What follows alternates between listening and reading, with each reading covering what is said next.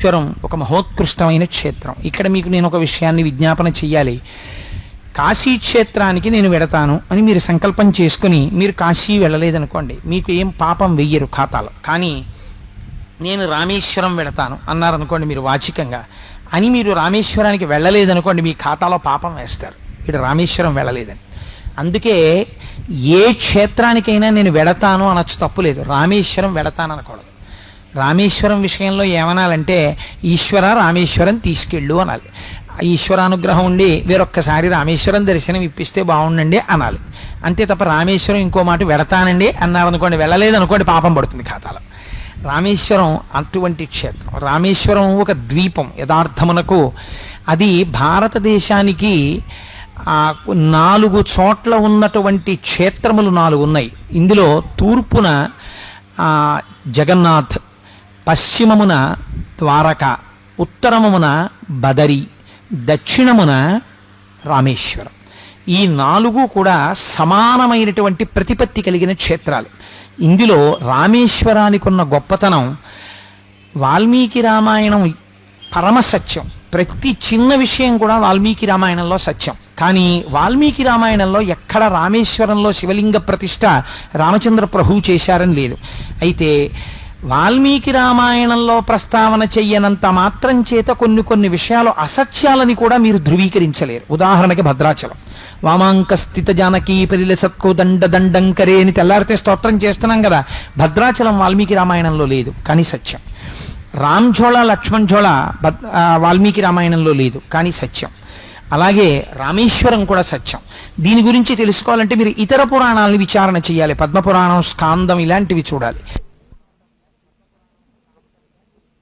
పూర్తి చేసి చేయవలసి వచ్చింది అంటే ఆయన రావణ బ్రహ్మని సంహరించారు. యుద్ధమునందు సంహరించిన ఒక గొప్ప బ్రాహ్మణుణ్ణి సంహరించారు. చేత అటువంటి బ్రహ్మహత్యాపాతకము నుంచి వినుర్ముక్తుడు కావడం కోసమని ఏమి చేస్తే ఈ పాపం పోతుంది అంటే శివలింగ ప్రతిష్ఠ చేస్తే పోతుంది.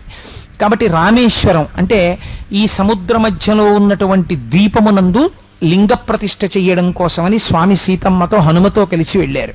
వెళ్ళి హనుమని శివలింగం తీసుకురా అని పంపారు. పంపితే ముహూర్త సమయానికి రావడంలో కించిత్ ఆలస్యమైంది. ఇక్కడ మీరు ఒక విషయాన్ని చాలా జాగ్రత్తగా జ్ఞాపకం పెట్టుకోవాలి. స్థల పురాణాన్ని మీరు యథాతథంగా చూశారనుకోండి, హనుమ యొక్క శీలానికే మనం ఒక పొరపాటు మాట చెప్పినట్టు అవుతుంది. హనుమకి మనోజవం మారుతతుల్య వేగం అని పేరు. అటువంటి వాడు రామచంద్రమూర్తి నేను ఇన్ని గంటలకి శివలింగ ప్రతిష్ఠ చెయ్యాలి, నువ్వు ఏదో వారణాసి నుంచో కైలాస పర్వతం నుంచో శివలింగం పట్రా అంటే ఆ ముహూర్తం వేళ దాటిపోయిన తర్వాత శివలింగాన్ని తేగలగడం తప్ప అంతకన్నా ముందు శివలింగాన్ని తేలేనంతటి వేగము లేనివారు హనుమయ్య కాదు కదా. మరి అటువంటిప్పుడు స్థల పురాణం అలా ఎందుకుంది?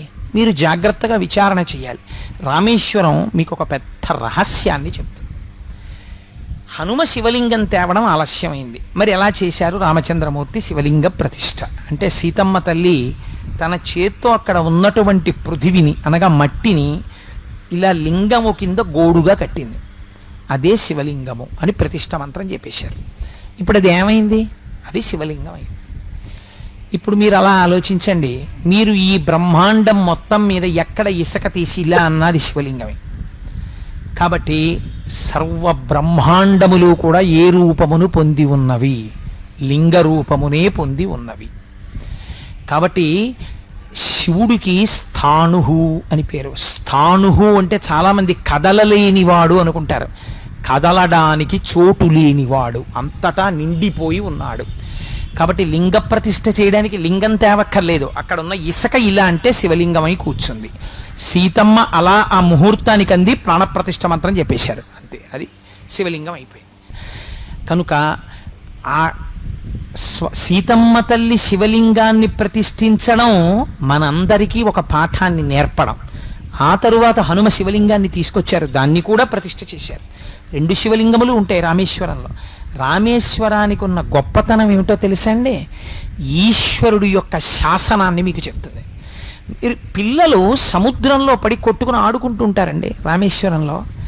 ఎంత దూరం వెళ్ళండి ఆ కెరటం కాళ్ళు తడుపుతుంది తప్ప రామేశ్వరంలో కొట్టుకుపోయాడన్నవాడు మీకు ఎవరు కనపడ్డారు?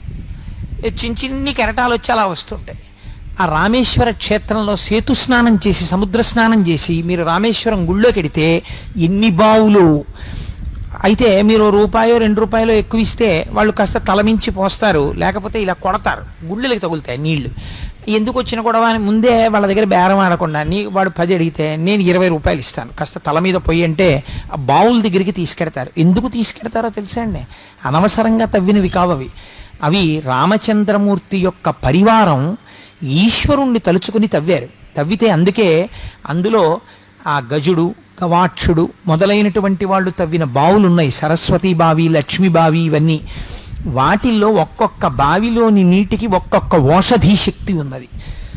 దీని గురించి నేను ఈ మధ్య ఒకసారి గత సంవత్సరం మా కామరాజు గారు, దొరగారు వీళ్ళందరూ కూడా వచ్చారు మాతోటి.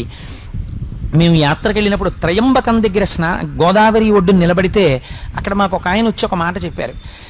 ప్రపంచంలో మీరు ఎక్కడైనా సరే ఒక నీటిలోకి తీసుకెళ్లి ఒక ఎముకని వేస్తే అది కరగడానికి చాలా కాలం పడుతుంది. నీటిలో ఎముక కరగదో పట్టాన. మీరు త్రయంబక క్షేత్రం దగ్గర ఉన్నటువంటి గోదావరి దగ్గరికి తీసుకొచ్చి ఒక ఎముకని వేస్తే చాలా తొందరగా ఎముక కరిగిపోతుంది. ఇంత శక్తి ఈ నీటికి ఎక్కడి నుంచి వస్తుందో ఎవరికీ తెలియదండి అని చెప్పాడు. మన దేశం, మన క్షేత్రాలు, మన నదులు అంత గొప్పవి. తెలుసుకోక, చేతకాక, 4 శ్లోకాలు రాకపోయినా, 2 పద్యాలు లేకపోయినా, ఓ పురాణం చదవకపోయినా, ఓ మైకట్టుకుని వెర్రికేకలేసే వాళ్ళకి ఈ జాతి వైభవం ఎక్కడి నుంచి తెలుస్తుంది? చదివితే తెలుస్తుంది. నీకు రామాయణంలో ఒక శ్లోకం చదవడం వచ్చా? నీకు రామాయణంలో ఒక శ్లోకానికి అర్థం చెప్పడం వచ్చా? నీకు ఓం త్రయంబకం యజామహే సుగంధిం పుష్టివర్ధనం అండం వచ్చా? నీకు చేత కాదు. నువ్వు నా జాతిని, నా మతాన్ని విమర్శించగలిగిన మొనగాడివా? మైక్లో ఎక్కడి నుంచి వచ్చింది నీకు ఈ కలేజా? మన చేతకానితనం. నిష్కారణంగా అబద్ధపు మాటల పురాణాలు మాట్లాడవు, ఋషులు మాట్లాడరు, వాళ్ళకి అవసరం లేదు.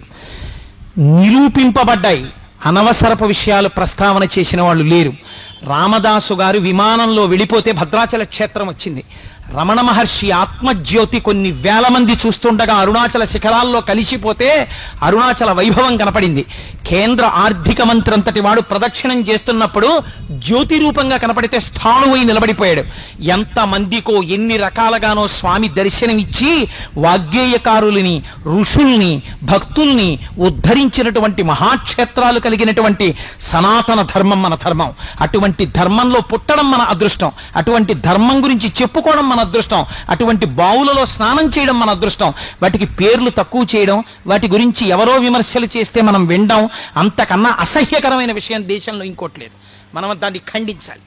కనుక చూడండి, రామేశ్వరంలో ఆ బావుల దగ్గర స్నానం చేస్తారు. వాటికి ఔషధీ విలువలు ఉంటాయి. రామేశ్వరం గురించి మీకు ఒక్క మాట చెప్పి నేను ఉపన్యాసాన్ని పూర్తి చేసేస్తాను. ఎందుచేతనంటే రామేశ్వరంలో రామేశ్వరము అన్న పేరు తెలుసుకోవడం వెనకాతలే ఒక మర్మం ఇమిడి ఉంది. ఏమిటో తెలుసా అండి? కాశీ వెళ్ళిన వాళ్ళు గంగాజలాలు పట్టుకుని రామేశ్వరం వెళ్ళాలి. వెళ్ళి కాశీలో గంగ పట్టుకెళ్ళి రామేశ్వరంలో ఉన్న శివలింగానికి అభిషేకం చేసేస్తారు. చేసేసి రామేశ్వరంలో ఉన్న ఇసుక కొంచెం పట్టుకుని మళ్ళీ కాశీ పెడతారు. వెళ్ళి అది పట్టుకెళ్ళి గంగా నది ఒడ్డున ఉన్నటువంటి ఇసుకలో కలుపుతారు. మాకు సంపూర్ణ తీర్థయాత్ర అయిపోయింది అంటారు. ఇక మేము ఏ క్షేత్రాలు వెళ్ళలేదు అని అనకూడదు. నేను అన్నీ చూసేసినట్టే ఆ పూనికి ఉండాలి. ఇలా ఎలా కుదురుతుంది? అలా ఎందుకు చెప్పారు? రామేశ్వరానికి అంత వైభవం ఎక్కడి నుంచి వచ్చింది? ఇప్పుడు మీరు కొంచెం జాగ్రత్తగా వింటే మీరు పసిగట్టేస్తారు. అది ఏదో మామూలుగా చెప్పింది కాదు. మనుష్య శరీరంతో ఉండి, మామూలుగా ఈ శరీరము నేను అన్న భావనతో ఉండి, నేనేదో సుఖాన్ని అనుభవిస్తున్నాను, నేను కోటేశ్వరరావు, నేను కుటుంబంలో ఉన్నాను, ఈ భావనతో ఉండడం బాగా అడుగున ఉన్నటువంటి భావన. ఈ భావన ఉండి ఒక సత్యమును ఒకదాన్ని అంగీకరిస్తారు. కానీ ఈశ్వరుడు ఉన్నాడు, వారణాసి అనబడే క్షేత్రం ఉన్నది, అది మోక్షపురి. భగవానుడు తలుచుకుంటే నాకు మోక్షం ఇయ్యగలడు, వాడే అంతటా ఉన్నాడు, వాడు తప్ప వేరొక వస్తువు లేదు ప్రపంచంలో, ఏకమేవా అద్వితీయం బ్రహ్మ అని మీరు నమ్మిన నాడు ఊర్ధ్వముఖ చలనం చేస్తారు. ఇదే పుట్టుకలో రహస్యం. మిగిలిన ప్రాణులన్నీ భూమికి అడ్డంగా పుట్టి అడ్డంగా పెరుగుతాయి. ఒక్క మనుష్య ప్రాణి మాత్రం అడ్డంగా పుట్టి నిలువుగా పెరుగుతుంది. నిలువుగా పెరగడంలో రహస్యం ఏమిటో తెలుసా అండి? వెన్నెముక. మీరు ఊర్ధ్వముఖ చలనం చెయ్యమని.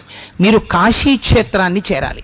కాశీ క్షేత్రాన్ని చేరి మీరు విశ్వనాథలింగం దగ్గర, విశ్వేశ్వరలింగం దగ్గర నిలబడి అభిషేకం చేసి అన్నపూర్ణమ్మ దగ్గరికి వెళ్ళి ఏ కోరిక కోరితే మీరు జ్ఞానిగా నిలబడతారో, ఎప్పుడు మోక్షస్థితికి అర్హులవుతారో, విశాలాక్షి దర్శనం అంటే ఏమిటో మీకు నేను విజ్ఞాపన చేసి ఉన్నాను. ఇప్పుడు మీరు పట్టుకున్న గంగ జ్ఞానగంగ. ఈ జ్ఞానగంగ పట్టుకుని మీరు ఎక్కడికి రావాలి? ఈ జ్ఞానం ఉండి సంసారం వదిలేరు. జ్ఞానమును పొంది సంసారములోనే ఉంటారు. అదే కాళ్ళు, అదే చేతులు, అదే ప్యాంటు, అదే చొక్కా, అదే ఉద్యోగం, అదే టేబుల్, అదే సీటు. ఏది మారింది లోపల? మనిషి ఏం మారిపోడు జ్ఞానైపోతే, లోపల కోణం మారిపోయింది. ఇప్పుడు ఇదేమైంది? మళ్ళీ కిందకు వచ్చారు, అంటే రామేశ్వరం వచ్చారు. ఇప్పుడు మీకేం కనపడుతోంది? ఏకో దేవ సర్వభూతాంతరాత్మ సర్వభూతాదివాస సాక్షీ చేతో కేవలో నిర్గుణశ్చ. ఉన్నదొక్కటే పదార్థం, అదే అంతటా కనపడుతోంది. ఇది జ్ఞానగంగ పట్టరావడం అంటే. పట్టుకొచ్చి ఎక్కడికి వచ్చారు? రామేశ్వరం వచ్చారు. రామేశ్వరంలో ఏముంది? శివలింగాన్ని ప్రతిష్ఠ చేశారు. ఎవరు చేశారు? రాముడు చేశాడు. రాముడు ఎందుకు చేశాడు? తనకున్న పాపం పోవడానికి చేశాడు. ఎవరిని ప్రతిష్ఠించాడు? శివలింగాన్ని ప్రతిష్ఠించాడు. అంటే రాముడు గొప్ప, శివుడు గొప్ప?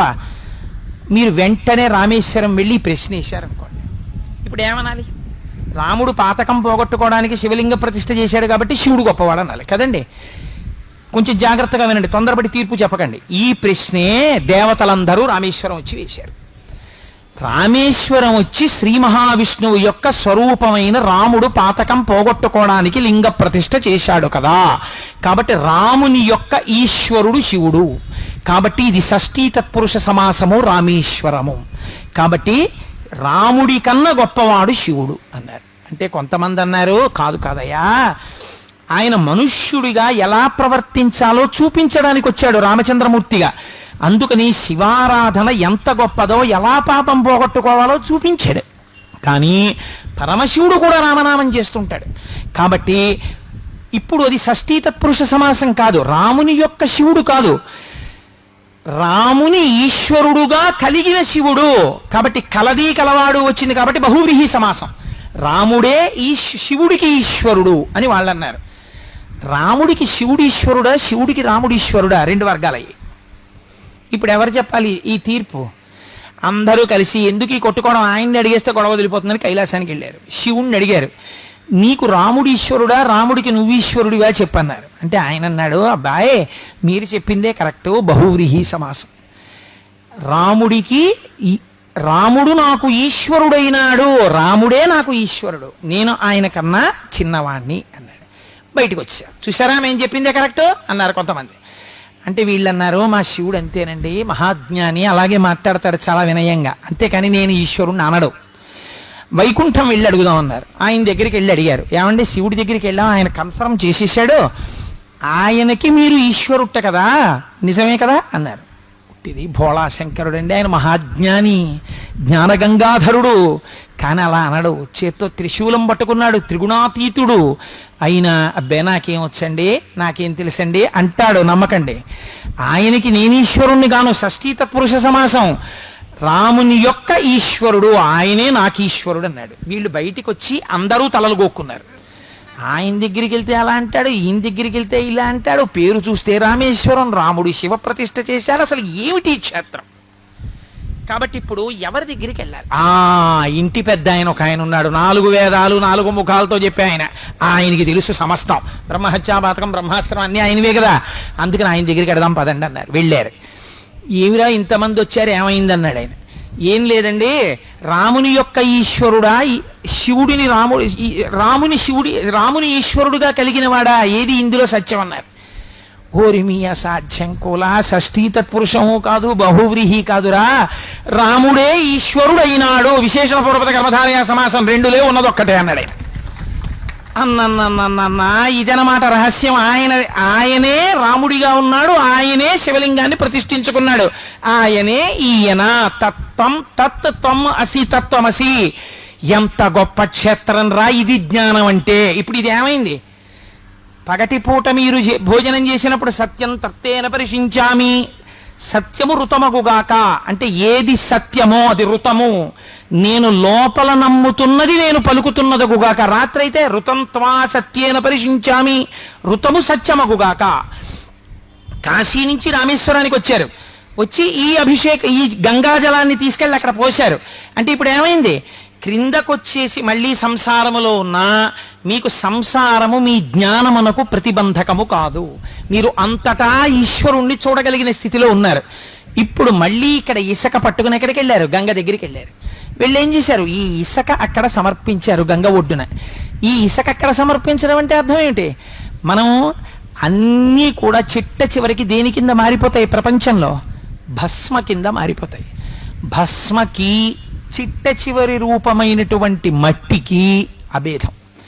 ఇప్పుడు సముద్రపు ఒడ్డున ఉన్నటువంటి ఇసుక పట్టుకెళ్ళి కాశీలో ఉన్నటువంటి గంగ ఒడ్డున వేస్తే ఏమైంది, భస్మ తెలుసుకున్నారు. భస్మ అంటే ఏమిటో తెలుసా అండి, భ అంటే భగవంతుని, స్మ అంటే స్మరించుట.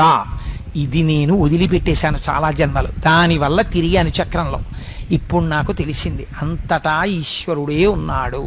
ముష్టివాడి రూపంలో నారాయణుడే, శివుడి రూపంలో నారాయణుడే, నాలో నారాయణుడే, సభ రూపంలో నారాయణుడే, అంతటా నారాయణుడే, అంతర్బహిష్యత సర్వం వ్యాప్య నారాయణ స్థిత. కాబట్టి ఎప్పుడూ నారాయణ స్మరణమే. ఇప్పుడు ఏం చేశారు, ఈ ఇసుక అక్కడ వేశారు గంగ ఒడ్డున. అంటే ఇప్పుడు మీరు ఏమయ్యారు, భస్మ స్థితిని తెలుసుకున్నారు. కాబట్టి ఇప్పుడు మీరు ఇంకే క్షేత్రానికి వెళ్ళాలి, సంపూర్ణ తీర్థయాత్ర అయిపోయింది. అంటే మీరు అన్నీ తెలిసేసుకున్నారు. అందుకని కాశీ రామేశ్వరాల మధ్యలో కాశీ వెళ్ళి జలం తెచ్చి రామేశ్వరంలో, రామేశ్వరం ఇసుక కాశీ పట్టికెళ్లడంలో సంపూర్ణ యాత్ర అయిందండం వెనకాతల మీరు లోపల పెరగవలసినటువంటి స్థితిని చెప్పింది. అంతేగాని ఓ 2,000 రూపాయలు 5,000 రూపాయలు జేబులో వేసుకుని అలా వెళ్ళిపోయి తీసుకొచ్చేసి ఇక్కడ పోసేసి ఇక్కడ పట్టుకెళ్ళి అక్కడ పోసేసి అయిపోయింది తీర్థయాత్ర అనమని కాదు దాని ఉద్దేశం. అలా ఎదగడం నేర్చుకో. ఎదగడం నేర్చుకున్న నాడు నువ్వు సంపూర్ణ తీర్థయాత్ర చేసినట్టే.